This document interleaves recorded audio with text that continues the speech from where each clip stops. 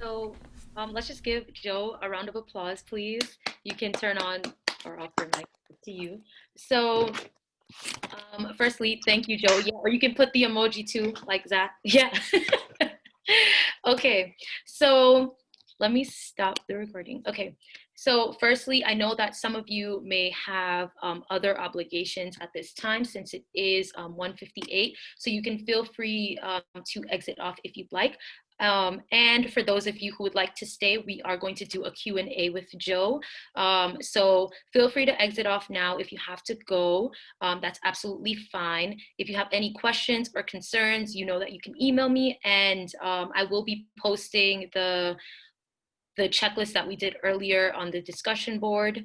And if you have any questions that you want to leave before you leave, you can feel free to put it in the chat and I'll ask those questions for you. Okay, so now I'd like to open up the floor for people to ask Joe questions.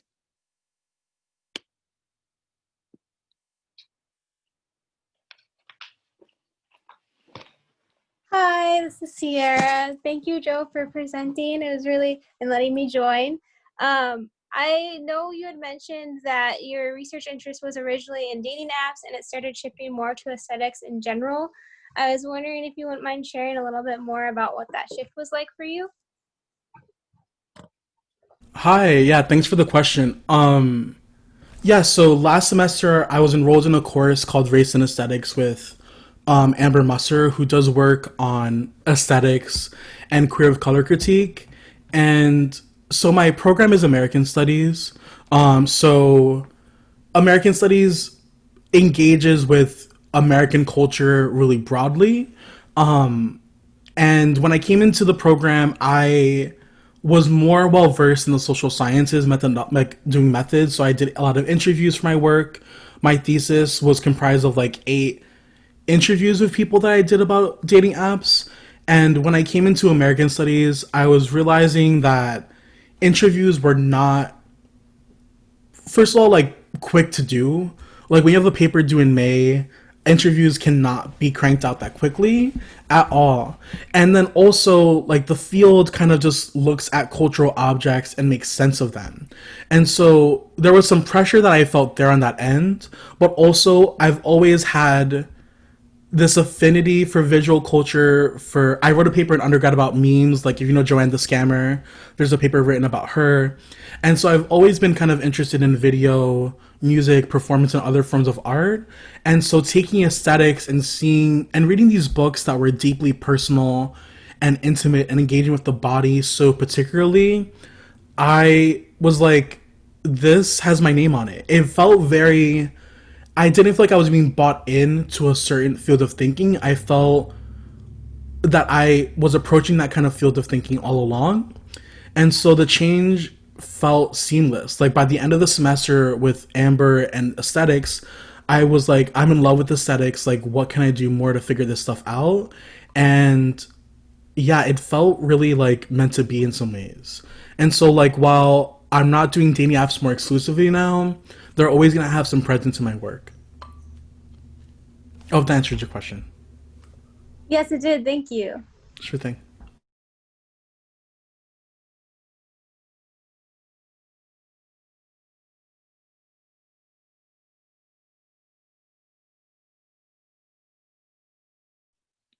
Other questions, comments, thoughts, or reactions? Hi, Joe. Can you hear me?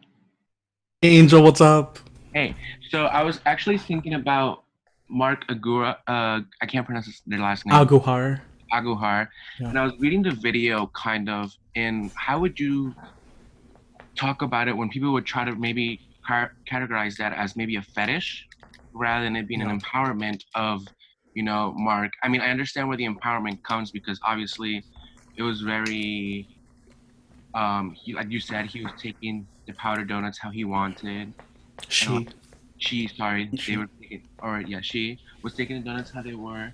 And I also really thought about the male dominant figure that was on the side, but like I feel like there can be a lot of like misconstrued ideas on where it can be seen as fetishized rather than like Mm-hmm. empowerment. And how would you deal with that, I guess?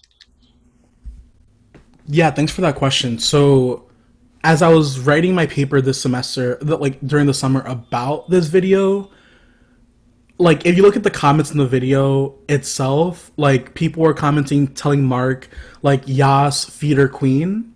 And so feederism, like, so that was my starting point with the video. So I had to figure out what feederism is as a fetish. And so like feederism, for people who do not know, refers to like the act of like force feeding someone for pleasure. And so it is deeply embedded in BDSM and dominance and submission. And so there are online communities where you can like find someone. There's like feeders who give people food and feedies who are the recipients of it. And there are communities where you can find people, and like they are interesting communities because they'll like post photos of weight gain, they'll share strategies on how to gain more weight and stuff like that. And I allude to this in the poem that I wrote in the beginning. And so the controversy is that a lot of people within fat spaces, within feminist spaces, are really critical of feederism because they feel like people who are feedies do not have agency and are being coerced into being into manipulative situations.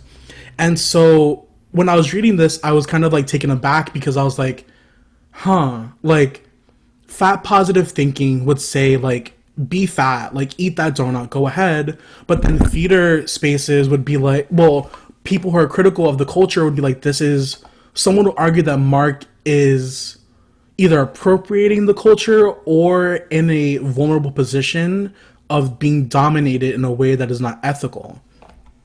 And the analysis that I concluded in the argument I made is that Mark is playing on this culture in a way that Mark was not a part of this culture, but is playing on the stigma.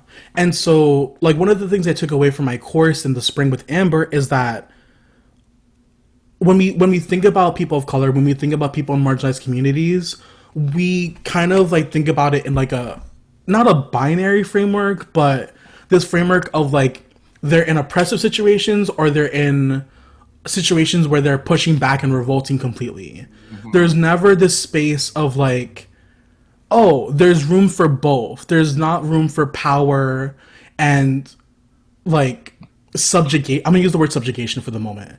Like it can be on a continuum. And so Amber pushed back on me because I was invested in like reading Mark as like Mark is doing it. Mark is saying like screw fat phobia, screw all this, eat the donut. But then Amber's like, people like power does not work that way. We are not always victorious in conquering these stigmas. We are enveloped in them as well, and that relationship is really messy. And so that's what Mark is in, a very like confusing situation. Being fed donuts by a white masculine figure is not the most empowering situation to be in, but Mark is happy in that performance. Like, whether or not we think it's an empowering sight, Mark is getting, like, she's like really indulging in it. She's smiling, she's indulging in the finger that she's sucking on, and she's enjoying the situation. And we can't deny her that as like the spectator. And so like the argument gets tricky because how do we handle that? Like, how do we handle someone who is indulging in such like compromising situations, but also like really retaining her sense of self? And so like the answer for me is like, it's neither she's in a compromised position or she's like overcoming it. She's sitting very comfortably in between all of it. Yeah. Thanks. Thank you.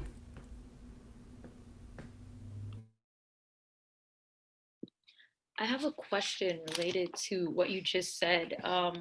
So in terms of the, what is it, like, there's no binary that can completely exist within our white supremacist oppressive society. And so oftentimes it is having to, in some sense, make appeasements for subjugation. But then I also wonder how one can sit comfortably in that, and whether, like, I just, I have a reaction to the sitting comfortable in the subjugation, because a performance is just that, right? A performance. And who's to say what the emotions are that are transpiring inside of her body as those things occur, right? And there's also the gaze of the viewer, but also what's occurring with the two actors in that video. And so there's the feeder, and there's also her, who takes the time to turn away from the gaze of the person that's feeding her. And then in the background, like the songs that were playing, I feel like alluded to that subjugation of fat people, and how they might be discarded still, like, oh, why can't you love me? And in a sense, you have like the oppressor feeding her. And I guess it's a bit cyclical in a sense. Like, we know that fat phobia is a result of white supremacy, but then you have white people feeding a fat person of color, and arguably, why don't you have another fat person of color feeding that same fat person of color? And potentially there could be a response of, well, okay, maybe white people are more interested in fat bodies. However, they were the ones that created the fat phobia to begin with, and now have freedom to express interest in that. So I'm having reactions. First of all, like I was like watching you as Angel was talking because I saw your body like feeling ways, and I was like, I know this face. So like so I think the first thing I want to say is like this is where intention comes in, because the readings of this can be so different if you know Mark's intention than if you know Mark, or if you don't. And so the short answer is like researching Mark, and like I say this like knowing a close friend of Mark's who I spoke to this summer. Like Mark had desires for white masculine people, like like either people that were masculine or like people that are cis men. And so like that's a fact, but also a lot of Mark's art and like brand as like a thinker, an artist, and an influencer was a brand of like fuck white people. Like there are expansive posts on Tumblr that really go off and criticize white people, cis people, and cis men in particular. And so when I found this out, I was like, how do we like make sense of, like there's this video and like there's like it's really complicated. And so that leads me to believe that the performance had some realness to it. And I also would not I would argue that performances are not abstracted. Like you can I don't think you can ever do a performance where you're not present in some way, which doesn't mean that you love the performance, but where I think performances are conscious and like have some relationship to the self, no matter our detachments to it.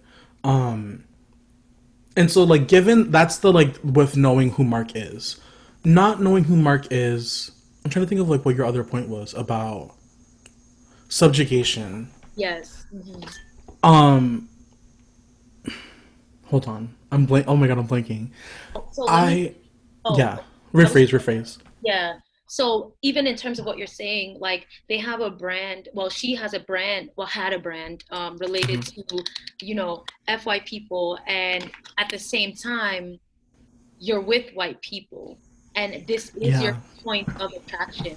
And I think about this, her being a non-Black person and potentially, and, a lighter skin woman, and how that affords her the privilege and ability to even potentially be in situations where she can be with white people, which oftentimes because of our oppression, we view that as something that is validating or a point of worth, right? So to what extent would even her reactions to being fed that donut be the same if it were a dark skin Black person, would that Mm-hmm. same power dynamic exist to the point where you can turn to the camera and look unfazed and have that validation of worthiness? And I think Mm, play on power, for instance, like her being on the floor, but also them feeding her, like the act of feeding is nurturing, and you are in like, in a sense, like a nurturing role, but that's more stereotypical of a woman's role, right? And so in a sense, you're emasculating a white male, like potentially if it's a male, right? You're emasculating them. And at the same time, you are also taking on the position of the subjugated with being on the floor. And when you're looking around in the environment, it's alluding to a certain sense of class. Um, and it, I feel like there's a lot going on, and especially with what you just mentioned about her work. Yeah. so thank you for that, because like now I know the other point. I think what I really rest on when I look at the video is the framing of the video. Like the hand can be read in such like two ways, I think. Well, two ways that I think about. Like one, it's like this ominous figure that like represents white men, or it represents like a lover who doesn't deserve to be in the frame. Like I sometimes am like very struck by the fact that like the video is of Mark, and this person is like a visitor into the frame, and like their function is to just feed Mark and provide Mark pleasure, and then they're gone. And so in some ways the hand can be a person who retains the power to be anonymous, which we know like within certain contexts could be good for white people so that they're not seen desiring women of color in general. But I read the framing as like as one of empowerment. Like I think I read Mark as exerting control even if she's on the floor.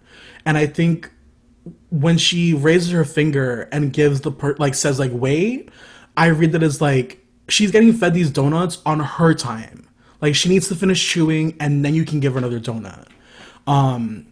And so I read her as exerting power over him, or the over the hand in this moment. And so raising the question of like how would this operate for black women and for dark skinned women, it's a good question. I think first of all, the power dynamics racially get more polarized, and also the context is read within a context of blackness, which I think is different than brownness. And it gets trickier in that sense. And I think my answer would be in like how is the video being framed? Like whose point of view is it in? Who is producing the video? And whose terms is it on? And we may never know how this video came to be, which is like a painful part of this work. But if it's in the framing of like Mark is on the floor, press play, and then told this person to feed her donuts, then I read that as like she's in control of this situation. Ultimately, even if it's a white person indulging in fatness and fetishization in that way. And once again, I think that this video is compromising because the limits to freedom are so limited. Like what, and I think it asks a really important question of what does freedom, what does anti-racism look like in such a precarious situation like this? And it pushes back on like, yeah, it just limits us to what that can look like. And I don't think Mark is trying to look for an answer at that moment. Or I don't think Mark is even trying to be liberated in this moment. I think Mark literally just wants her pleasure and her vanity. And I think for her, that's where that is at the moment.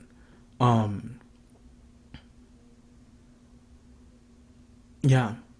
And I think it truly depends on like who's creating the aesthetic and how are they creating it. Yeah. Yeah. So other questions. Thank you, Joe. Other questions, comments, thoughts, reactions for Joe, or just if you want to state your thoughts, comments, reactions. Yeah, I have a comment, also question. Joe, I want to say thank you for presenting. This was a great presentation. I definitely indulge in all facets of the things you shared. And I wanted to ask, um, what does fat love look like for you? Like, what does that support look like for you? Wow. And Yeah. realistically, not like Mm, ideally, but in a very practical, everyday experience, what does mm, that look like?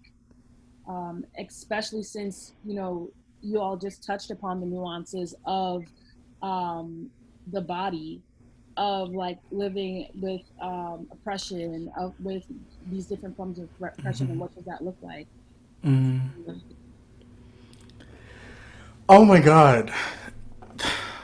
I've never thought about that question. Or I think I that's such a lie. That's literally such a lie. I do. Um wow. Like, so I think before this talk even happened, like, so going into it I was like nervous as everything because of this. And like literally I just looked in the mirror and I was like, I love you, like you're gonna do fine. And like that simply in itself is an act of love for myself. As a fat person, I think very minuscule things. So my love looks like posting a photo on Instagram that I think is gorgeous, where I'm not hiding, where I'm on my terms. It looks like not turning the back of a food for the calorie intake. It looks like eating that donut. It looks like finding clothes that fit me with ease. Um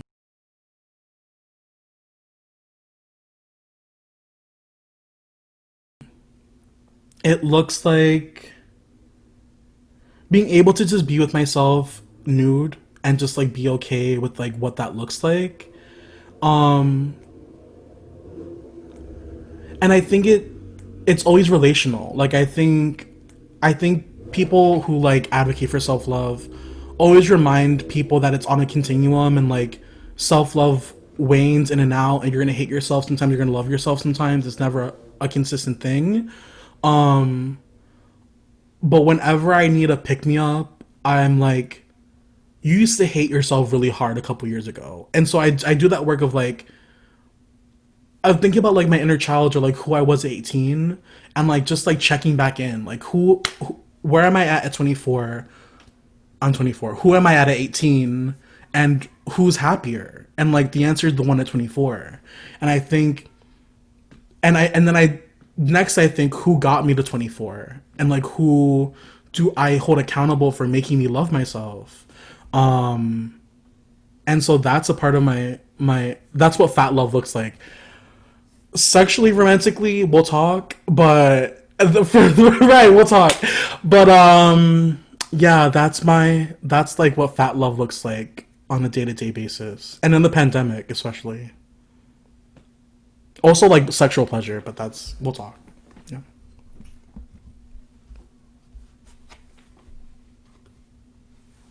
That was a question. Like I have to write that down later. Wow. Other questions, comments, thoughts, reactions for Joe?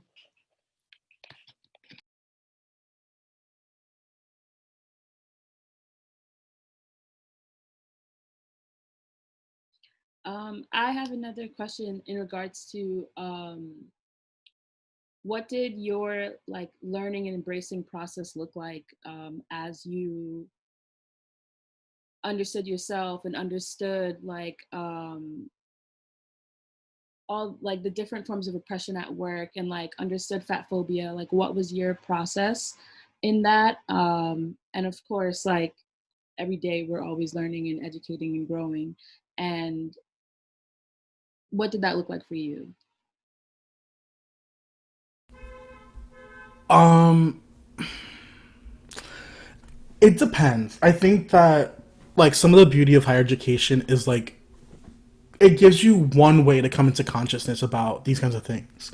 And like I remember learning about, I had this weird moment where I took like this urban government class in undergrad that was talking about poverty and what it's like living in a low income neighborhood, and like talking about like it was this sentence about like like low income neighborhoods don't have access to produce or something like that. And I remember reading it, and I left class and I broke down crying, thinking of, and like it also mentioned like a lot about like this people doing studies that low income neighborhoods also produce higher numbers of fat people. And so like I thinking about my reality at the time and the ways that I ate when I was younger, I like broke down crying because I was like, holy shit, sorry for like holy like crap, like I'm encountering like this book that is speaking to my realities as a person who grew up not having money in such a way that were really profound. Like I remember like growing up and like consuming so many unhealthy things, and not and I'm not saying in the language of regret, but like when I weighed that against like my family who was like, why are you not eating well? It was so many things of like, what are the options in our neighborhood when it's like a couple of takeout restaurants, etc. Like I was doing this work of like, I'm young trying to process my relationship to food, and here's this whole book that I read at age 19 that is like spelling it out without knowing who I am. And so there was so much grief in figuring out that there are words that have been written that can speak to what I went through. And so it's weird because I think this happened across different forms of identity. And so like when I came critically conscious of my class status, produced so much grief for me, and I was like really in a crying, sad place.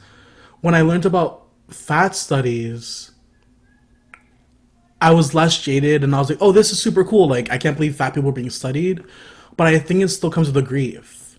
Like, I think there's like a deep sadness knowing that there's a vocabulary for these things, and it's more often than not a way to explain violence. Like, it just puts you in such a consciousness that like you kind of want to get out of it. Like, I was on a trip recently, and I was like surrounded by a lot of like white queer people and like a lot of like rainbow flags, and my mind like got really defensive because of whatever hostilities I have towards white supremacy and towards white gays. And advice I was given was like, shut down, like don't think about what you're seeing. But it's like at this point when like you've taken like the gender studies classes, the FM classes, how can you not see the world in like a language of power? And so I think sometimes I wish, not that I wish for innocence or ignorance, but it's like the crying happens and you just never can see the world differently ever again. And that sometimes is really miserable. You know? That's so depressing, but it can be really miserable. Yeah.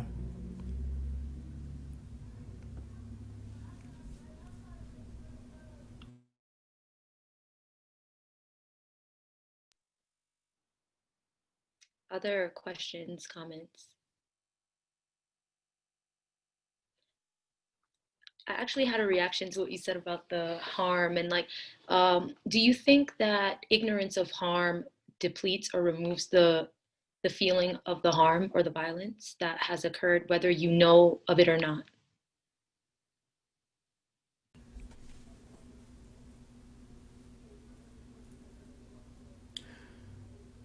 No, I think whether it has a theoretical vocabulary or not, like harm is still harm. And like one of the most like moving quotes I ever encountered was like, our bodies testify, and I told you this, our bodies testify against us. And so whether or not you know what to call something, your body still knows it happened, whether you know it or not.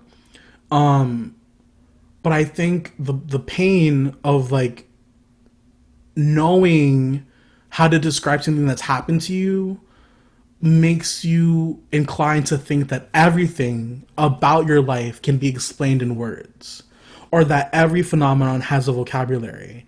And I think there's a grief there because I think sometimes like things things need to be felt in the body. And I don't know if this is applicable to harm, but I'm thinking about pleasure or happiness. Like sometimes our not all our moments need to be intellectualized, you know? Like sometimes our happiness can just be felt on the body versus like figuring out, oh, I'm happy because of this. Like sometimes you could just cry it out because you're so happy, and that is something I'd opt for more than like being able to just give words to those kinds of things. And so at this point in my life, everything needs an answer, everything needs to be unpacked, and everything needs to be described. And that's exhausting because there used to be we should reserve a right to just, not everything needs an answer, you know? Like, feelings do not always need answers, but once you know it can have an answer, you're going to look for it. At least I think so. Yeah. I could make a comment to what you just said. I think that's a really interesting statement, and like something that I was thinking from it is that like harm isn't natural. Like it's not a natural feeling, Yeah. or like at least I don't believe it should be. Of like a natural feeling of, like for example, you said happiness or joy. Like that is natural. That is pure, and like yes, very real things of like connections where they're unexplainable because that's natural. I feel like harm stems from oppression, and that stems from being suppressed in spaces where you cannot be natural. So therefore, it stems from something or someone putting you in that position or doing that to you, to where you then cannot experience those natural feelings that may be unexplainable. So therefore, it's like, I guess harm as it's associated to systems or people or things that put you in those situations. It's almost as if like, because it is not natural, it can be explained because it's like created in these white supremacist spaces in this like white dominated environment, because it's not, because we don't have necessarily spaces in which we can see just natural emotion and like understand it within the body, and other people can translate that as well. If that makes sense. Or what, and what are your thoughts on that? Sometimes I get wary about words, in the sense like someone told me that things get always lost in translation, and not even in the language of like converting from languages, but from the process of the body to words, things will never always be captured. And so I always ask the question like, what gets lost along the way? And then you're right, I totally agree that for the sake of liberation and for the sake of processing harm, we need a vocabulary. But sometimes I get worried because, clock this if this is like not, if this logic is faulty, but like those words are usually meant to be communicated. And I think one of the most painstaking things about being oppressed and marginalized, and like using words to speak to your pains and advocating for those pains to end, is the phenomenon of people not believing you or not listening to you. Like the ways in which, or having the vocabulary and not being in spaces where you can talk about it. Like in the academy, in professional spaces, you have to use disclosure. You cannot speak to certain things, you know? Like, and so that there's such a frustration and such a harm in just biting your tongue. And it's like at some point it begs the question like, words are, it's always important to know the words, but the ways in which sometimes they never get heard or do not get to be communicated is such a, I was about to say dub, but it's such a like an issue. Like it's such an issue. Like it's a dub. Let me stop. It's such a dub. Like the amount of times that I've told, like the amount of times that like people just do not believe that fat people go through things, or that like, oh, so many people, like so many forms of oppression are like just delegitimized and undermined, especially at this moment, especially thinking about the movement for Black Lives. And it's exhausting, and that's producing even more harm. And that's not the person with the words' fault, it's the person who's like receiving those words, but it still weighs on us too. Yeah. Yeah, I definitely agree with you in that sense of like, you can't unlearn or you can't unsee what you've just got to know or understand, and like you can't go back to that in a sense ignorance, where it's like you said, you now have the words for it, and you can now, like, you're not now processing it, whether or not people are listening, and it's just like making it more conscious of the fact that people are not listening and people are not caring, and like this is just, like you said, overlooked. So definitely understand like the frustration in that, and the fact that like with these words, what does that lead to? What's next then? Like, is that once you go past that learning, like there's more to be done, and it's like who's there with you to do that learning and unpacking, and like that safely, to creating those safe spaces to do so, or like even trying to.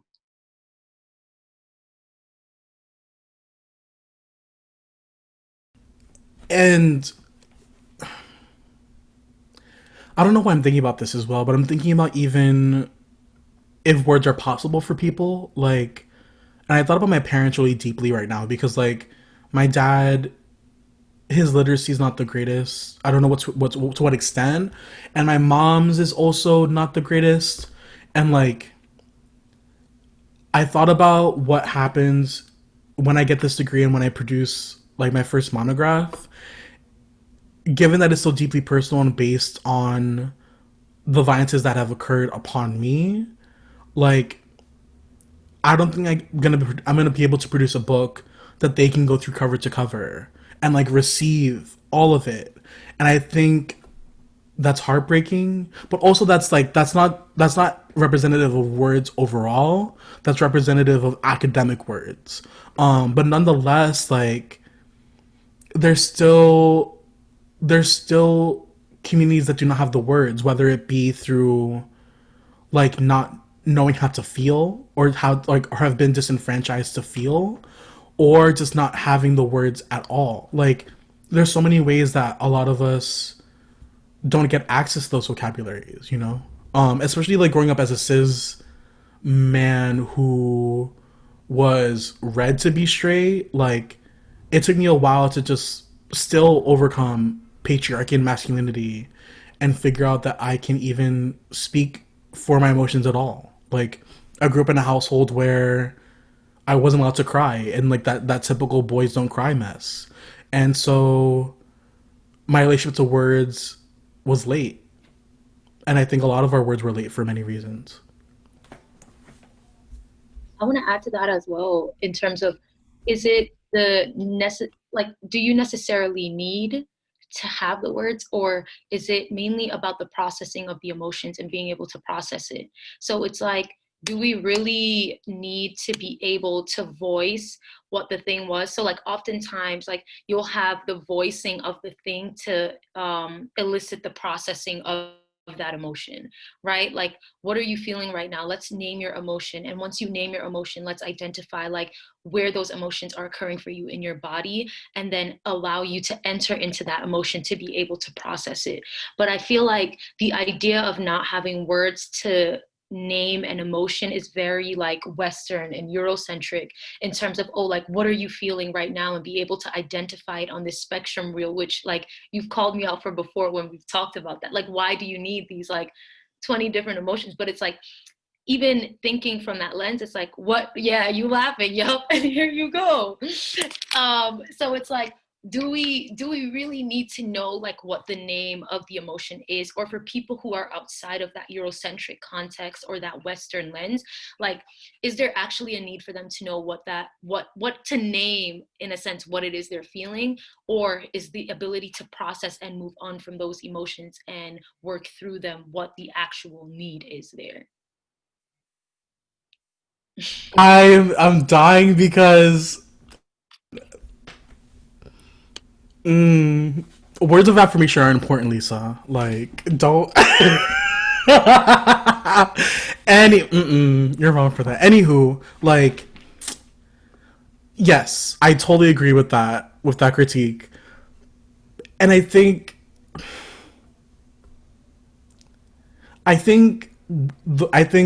oh my god, okay. The way that we unpack words, or like the way that we try to unpack like these kinds of harms or processes, I think Western society privileges words for all kinds of reasons, of course. However, I think I think the point about communication still stands. Like, I think I'll meet you at, like, we do not have to. We don't owe each other like like some pros about how we're feeling. We do not owe each other that when we communicate. But I still think that nonetheless, emotions should be communicated and should be ideally held within the community, whatever that looks like for people. And within community, you have to, something needs to be explained. Like, not to just over determine it in words, but I think I'm saying words again, and I'm trying not to say words again. Um,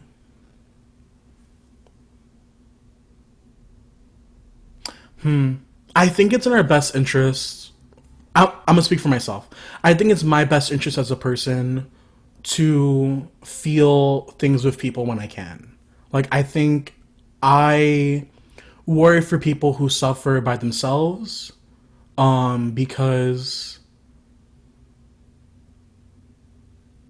it's not possible. It's very difficult to be by yourself emotionally and trust yourself to get through your emotions safely. Um, that being said, people could also not be the best for that, like being in company, but I think for myself, I'd rather be in company. And for that, it's important for me to communicate those feelings, which is why I go to words. But I want to, can I yeah, intersect there? yeah. Um, I feel like there's this idea that the communicating of emotions occurs with expression or verbal expression, but like throughout your presentation, I think like one of the things we've seen is the communication of emotions without words or like even so like in the second video that we watched, there were no words spoken, but emotions were elicited in the viewers, I'm sure, in in Mark and in the feeder. And so I feel like there's ways that as a community we can express emotions that don't necessarily have to be verbal, or that just doesn't solely value the verbal expression of emotion, because there's expression of emotion in body language, there's expression of like there's ways that we show up. And in that sense, I do agree that I think we do owe each other to express how we feel, and but not in a sense of expressing that verbal emotion. So I think we do owe, because I think our emotions do influence how we move and navigate with our interpersonal like surroundings, and with just generally how we come into spaces and how that impacts others. So to that extent, I do think that's owed, but I don't think it's owed in the sense of verbal expression.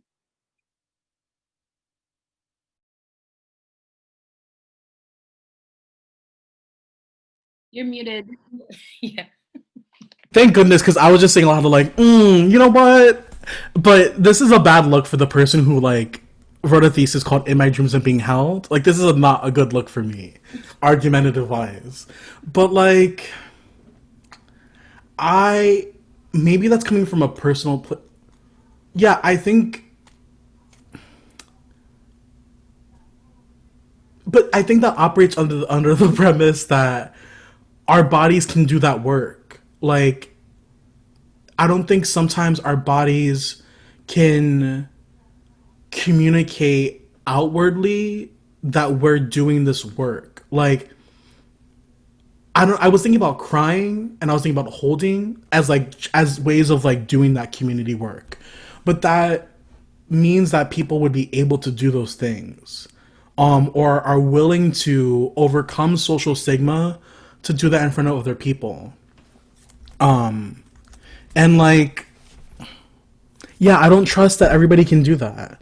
But and I don't mean that in like like a way that's like undermining people, but in some ways, like, I know for myself, I can talk it out more than I can body it out. Like, especially because like my emotional processes, especially because like my socialization meant I was subscribed to not show it, that showing it had punishments, you know, or that, yeah. And so I think you're totally right. I think the second video is so bodily. There's a part where like Mark says something and I want to figure out what she says to the person, but besides that, a lot of it is bodily.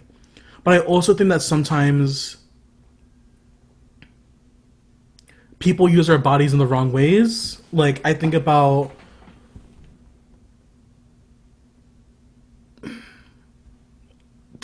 Black grief during this time and the ways it's being like manipulated and weaponized by like white media outlets is really appalling.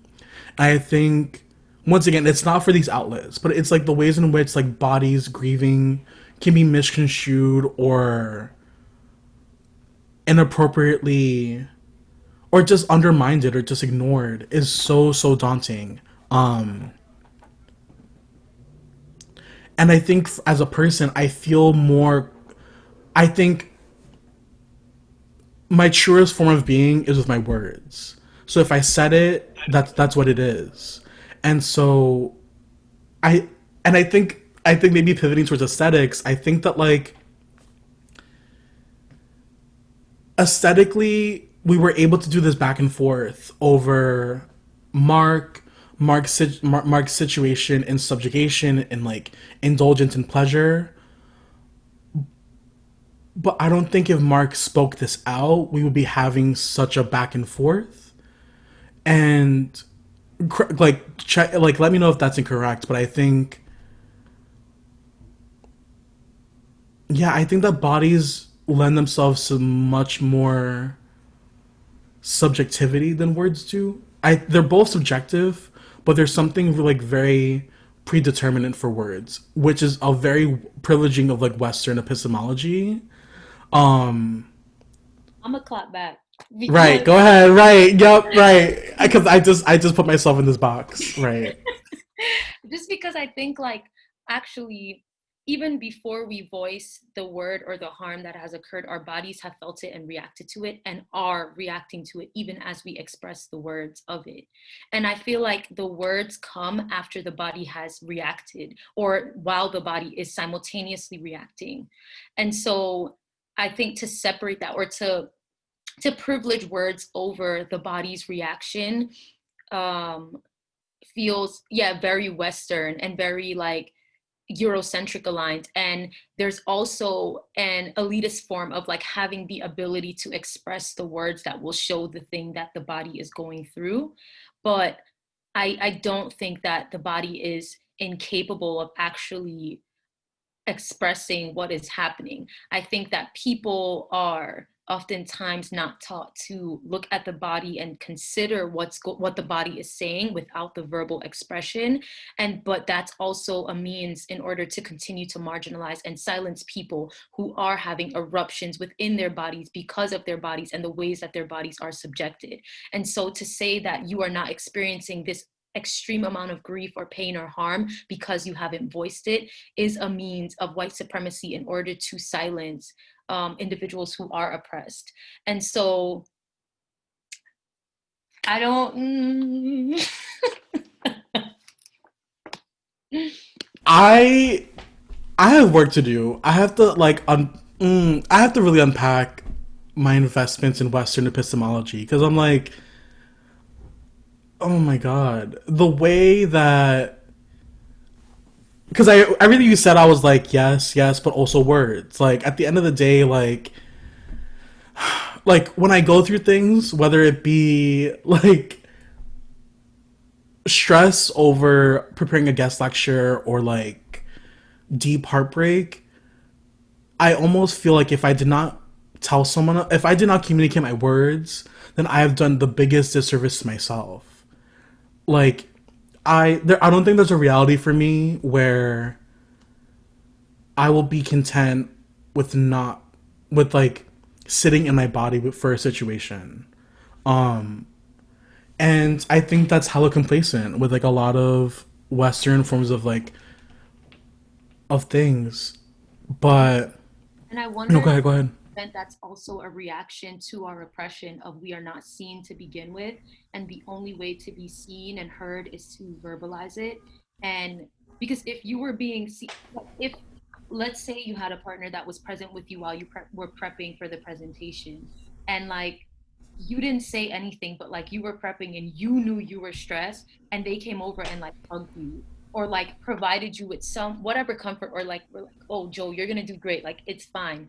You would feel seen in that manner even without you having to express Yeah. to them to ask for that need to receive what you need. Let me fix my face because I was. You're not. You're not wrong. You're not wrong.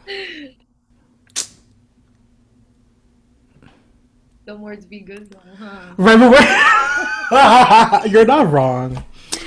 Well, yeah, you're not wrong. I'm gonna think about it, but. Now, I also want to open the floor to others. Since I am aware of time, we will be ending soon. But if other people have any like thoughts, reactions, comments, anything they want to say to Joe, etc., please feel free to do so now, and then I'll ask about the question.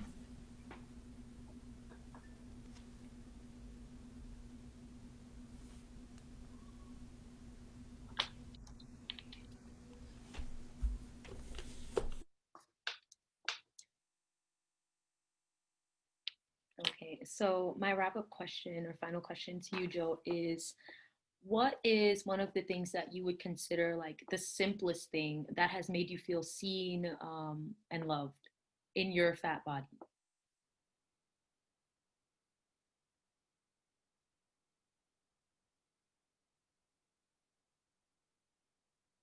This is about to be a long pause. Hold on. A long pause.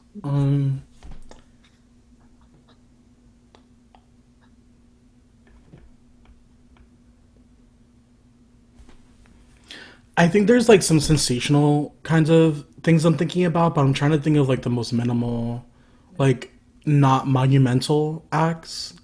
Um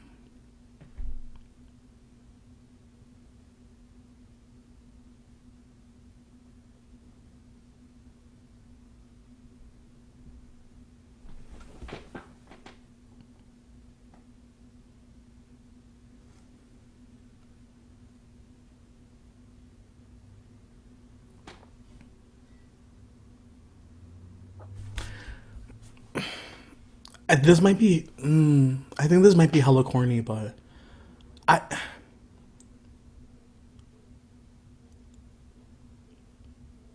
I think like kinship and like having loved ones at all. Um I think I was about to say like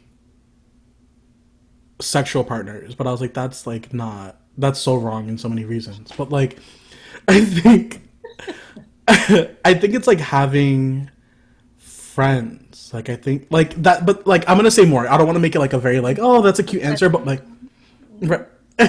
like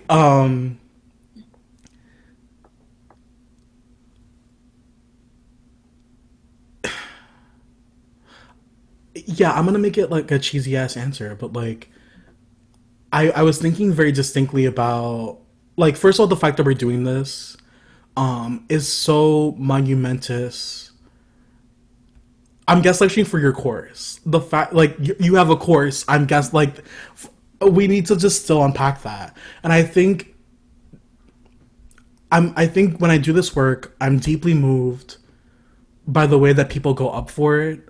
Like I've never done this work and not had people not want to read my paper or not ask me how this is going or not I have people that I can cry to when I'm stressed out over doing this kind of labor. And I think that people's deep investments in like my intellect, my professionalism, and not even and then but also like triangulated with my the fact that I'm having these experiences in a queer fat femme Afro Latinx body is very full circle. I think a lot of the pains I felt being like a young person who hated himself deeply was like feeling so alone in the process. Like there was such a long time in my life where I could not talk to people about hating my body or like hating the fact that that I was attracted to men, or etc. And like I think I'm at a point now where the networks of like love and care and support are such a high frequency that it's incredibly overwhelming, and I think it makes me feel so seen. And I think sometimes I struggle because I think people are quicker to love my intellect and my emotional labor and my presence more than my body. But I think I have relationships now where I can feel that I'm being taken as a full package. And I don't want to say this is a body feeling. I don't want to say that now. But I want to say that I just feel it. I don't know. I think lately, like coming down from this summer and coming down from this, not pandemic, coming down from the summer and the pandemic, I feel really, really, I don't want to say held, but like held, like, The body. yeah, I mean, well, like bodily, but also like people are really taking me in my fullest. Yeah. Yeah. Thank you, Tim. Like, yes, like I think I'll leave it with this. I think that sometimes I'm engaged in interactions and relationships where I know that the relationships like have boundaries or marcations of like, this is what I love about you. This is what I will not love about you. And I think I think I don't feel those boundaries in my relationships anymore. And I think, especially thinking about my gender identity as of late, like people are taking all of it as it is. I don't feel like my relationships have like stipulations imposed upon them. The ways in which partners or other people in my life have, or my parents have. Like no one's telling me to like pose the other way because my belly's protruding. Like no one's saying that to me anymore. Yeah. Well, thank you, Joe. Thank you. And thank you all for like staying, engaging, listening. I really appreciate it. Thank you, Joe, for coming. I really appreciate that. This, of course, will be recorded, and I'm gonna like find a way to disseminate it afterward. Thank you, Erin. Yeah.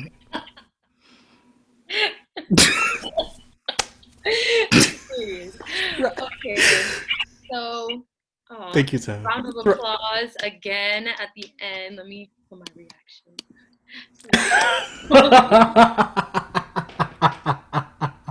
Oh, Vicente, hello. I also, Yeah.